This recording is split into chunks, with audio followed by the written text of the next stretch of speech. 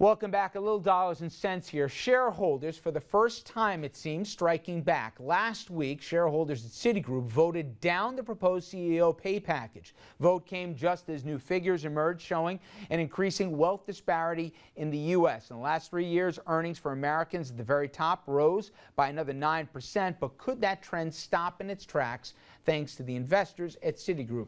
Andrew, bring us up to speed here. Well, Rich, just a few days after being rebuked by shareholders, Citigroup CEO Vikram Pandit and the bank's directors have been sued by a shareholder, accusing them of awarding outsized pay to top executives. That complaint in federal court last week alleges that Citigroup's directors breached their duties to their shareholders by awarding more than $54 million to the executives in 2011, even though the bank's performance didn't necessarily justify it. In a first for the big banks, shareholders said no way, voting down the salary that Citigroup gave its CEO Vikram Pandit for his work this past year, $14.9 million, and an additional $10 million in what's called retention pay, extra money to keep him from going elsewhere. After the financial collapse that brought on the recession and the U.S. taxpayer bailout on the banks, shareholders are now allowed to vote to have a say on pay. And they spoke up all right. But the question now is, will it matter? That vote is intended to put pressure on the bank's board, but it isn't legally binding. This has only been in place since the financial crisis, so it's a new thing for shareholders, and they're really getting used to the power that they have. Among the shareholders sounding the alarm, a group of nuns. We've seen their strength portrayed before on the big screen, keeping higher-ups honest, but that storyline is playing out right now. A group from New Jersey, the Sisters of Charity of St. Elizabeth, they want accountability with that pay. Barbara Ayers is one of those nuns. It's really a message to the board of directors of Citi. It's not a per se a personal thing against Mr. Pandit, but performance must count.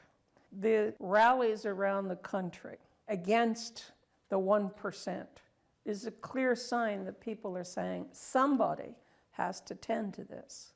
That lawsuit is trying to force Pandit and other Citigroup directors to pay damages and for the bank to bolster its internal controls. Rich? All right. Couple questions, guys. You think what we saw there was a blip on the radar, or major financial institutions sitting up and taking notice because this is the first of many?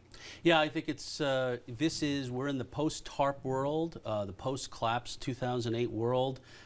People now, there have been enough books written and enough documentaries made to realize just how some reckless decisions by CEOs literally brought our financial system to its knees, almost compromising it completely to the point where you could have had bank runs and people unable to get their money. And I think shareholders have had enough, frankly. I don't see this as a blip in the screen or a flash in the pan. I think this becomes a trend where shareholders are absolutely demanding more of their corporations. Back in the day, a proxy fight, enough people get on the phone and call and say vote a certain way. I think investors are much more savvy, much more engaged, and I think this is a trend and CEOs should wake up. Tom, we've talked a lot. The gap between have and have-nots getting bigger and bigger. And even in the setup that we just showed there, the 99 and the 1. This has something to do with it, and I have a feeling we're going to be talking about this between now and November, too. Well, if you're referring to the folks that were demonstrating that on Wall Street, it does put a lot of pressure. It applies pressure on these companies. And I agree with you, Jonathan, bravo to the shareholders who are sticking up for themselves. Has anyone checked the financial numbers at Citibank lately in terms of how bad the company is doing? And you want, what, $25 million? Total, yeah. $25 million, and you're not making the company much money?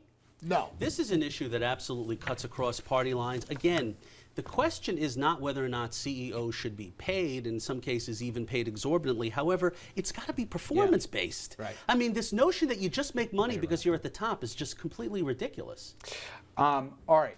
We are going to jump to a break here, and we want to talk about an issue that everybody, whether directly or indirectly, can relate to, and there's some shocking new numbers. I'm talking about autism. It's Autism Awareness Month.